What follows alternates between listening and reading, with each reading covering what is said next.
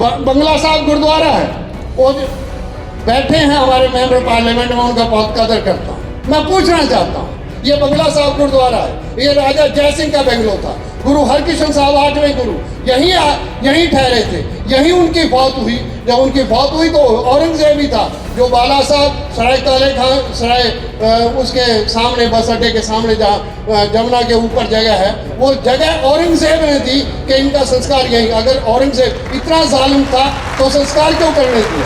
आप औरंगजेब से क्यों डरते? जब मैं नहीं डरता।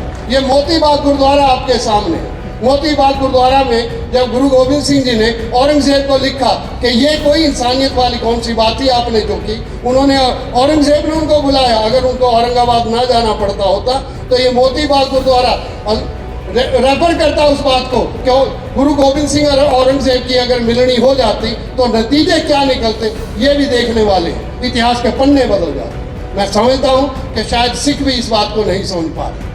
मैं करतारपुर से हूँ, अभी मैं समझता हूँ कि सिखों के बारे में आज बहुत सारे गुरुद्वारे में लंगर भी छिकाएंगे। वो क्यों करना चाहते हैं? अदीब जी बैठे हैं, गुड़गांव में नमाज अदा नहीं होने दी जा रही थी, पार्कों में कहते थे हम नमाज अदा नहीं। हमने कहा कि आओ गुरुद्वारे के पास हम जाके वहाँ अरेंजमेंट करते हैं और नमाज वहाँ अदा कर लें। मैं समझता हूँ वो नमाज नियामत मिली। जो लोग कहते हैं कि खेती कानून वापस हुए, वो खेती कानून से 13 महीने किसान बैठे रहे, किसी ने नहीं पूछा। जब वो नमाज की बात आई, हमारे माननीय प्रधानमंत्री जी बाहर आए, तीनों कानून उसी दिन वापस ले लिए जिस दिन वो नमाज अदा होनी थी। ये ताकत होती है आप और हम में। ये ताकत शायद आप नहीं पहचान सके, ये ताकत थी उस नमाज में। मैं कहता हूँ नमाज नियामत रही इस देश के लिए, एक नई जिंदगी दी इस देश। मैं समझता एक और बात, क्योंकि मेंबर पार्लियामेंट बैठे हैं और ओवैसी जी बैठे, मैं जानबूझकर ये बात करना चाहता हूँ ओवैसी की जान। और डॉक्टर अम्बेडकर ने ये तो कहा कि मैं पैदा हिंदू हुआ पर मरूंगा हिंदू नहीं। पर मैं डॉक्टर अम्बेडकर से पूछना चाहता हूँ, आर्टिकल 25 में फिर आपने ये कैसे लिख दिया कि Hindu includes both Jain and Sikhs? वो तो बहुत बन गए थे, तो बहुत कोई आपने हिंदू मान लिया, तो फिर वो उसी की वो कर देते, डिफाइन कर देते। जवाब तो नहीं बनना चाहते, तो क्यों किसने कम्युनलाइज किया इस देश? किसने इस हालात में पहुंचा? मैं तो डॉक्टर अम्बेडकर, मेरा कोई डॉक्टर अम्बेडकर से झगड़ा नहीं है, पर मैं डॉक्टर एक और मैं बात करूँ।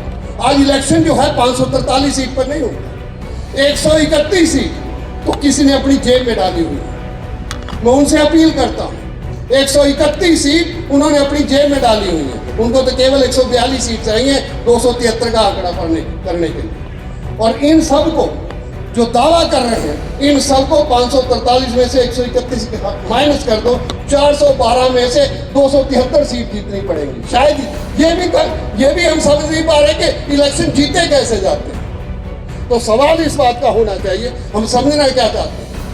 हमारा ये कहना कि हमने शहादतें देखी हैं, हमने 1919 देखा। 1919 ने इस देश को जगा दिया था। और गुरुद्वारा सुधार मूवमेंट जो आज आप मूवमेंट खड़ी कर रहे हो, ये 1919 में गुरुद्वारा सुधार मूवमेंट खड़ी हुई थी। बाबा खड़क सिंह के सामने जब गांधी, मोतीलाल नेहरू, मोहम्मद अली और जौहर आए, मोहम्मद अली जौहर और शौकत अली आए, मोहम्मद अली जौहर के वो शब्द आपको और मुझे याद रखने चाहिए। बाबा खड़क सिंह खालसा लीग की मीटिंग थी 1920 की। मोहम्मद अली जौहर ने यह कहा, हो सकता है कि हमारे बुजुर्गों ने हाकिम रहते आप पर ज्यादतियाँ की हूँ, मैं उसकी माफ़ी मांगता हूँ। मैं अपनी गर्दन और अपने भाई शौकत की गर्दन पेश करता हूँ। आपका मन करे तो काट ले, पर आज ज़रूरत है हमें इस अंग्रेज हुकूमत से निजात लेने की। वही गुरुद्वारा सुधार मूवमेंट आज़ादी की लहर बन के खड़ी हुई और गांधी ने कहा कि हमने पहली आज़ादी की जंग जीत ली है। ये था इतिहास का पन्ना।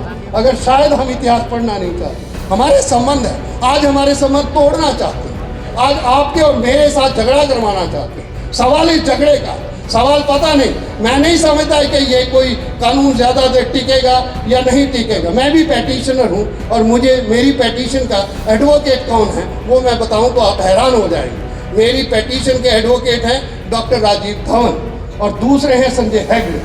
मैं समझता हूँ कि आपके साथ सारा देश खड़ा है, आप बिल्कुल इनकार ना करें, हम सब आपके साथ खड़े।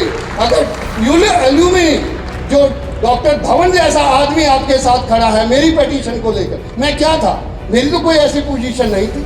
संजय हेगड़े जैसा विद्वान आपके साथ खड़ा है तो फिर आप हतोत्साहित बिल्कुल ना होना, आपको करेंगे वो सारा हतोत्साहित। कितनी ताकत है, मैं बस समाप्त करना चाहता हूँ।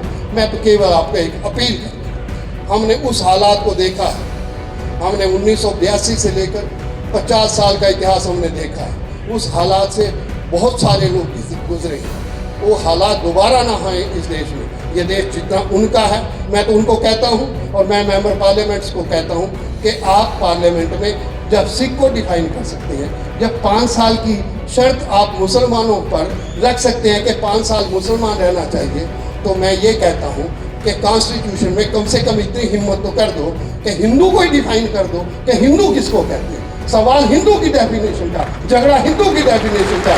फिर देखते हैं वो कितने हैं। आज जाति जनगणना पर क्यों वो तैयार नहीं हो रहे? उनको पता है जैसे ही जाति जनगणना हुई, हिंदू जो औरा बनाया है वो फूट जाएगा। मुझे पता है, उनको एहसास है और मुझे भी इस बात का एहसास है। मैं आपके सामने कहता हूँ, आज इस सभा से ये ऐलान कर दें कि हिंदू को डिफाइन कर दें, सिख अपने आप ही डिफाइन हो जाएंगे, मुस्लिम अपने आप ही डिफाइन हो जाएंगे। ये देश के विचार और देश के जिसको हमने गंगा और जमुनी तहजीब कहते हैं, मैं समझता हूँ कि ये गुरु नानक और गांधी की विचारधारा है। मैंने एक बार कहा था, गांधी और नानक में क्या था? नानक से किसी ने पूछा कि ईश्वर है? नानक ने कहा सत्य ईश्वर है। उन्होंने किसी ईश्वर की इशू ही खत्म कर दिया। 400 साल बाद वो 1469 में हुए थे।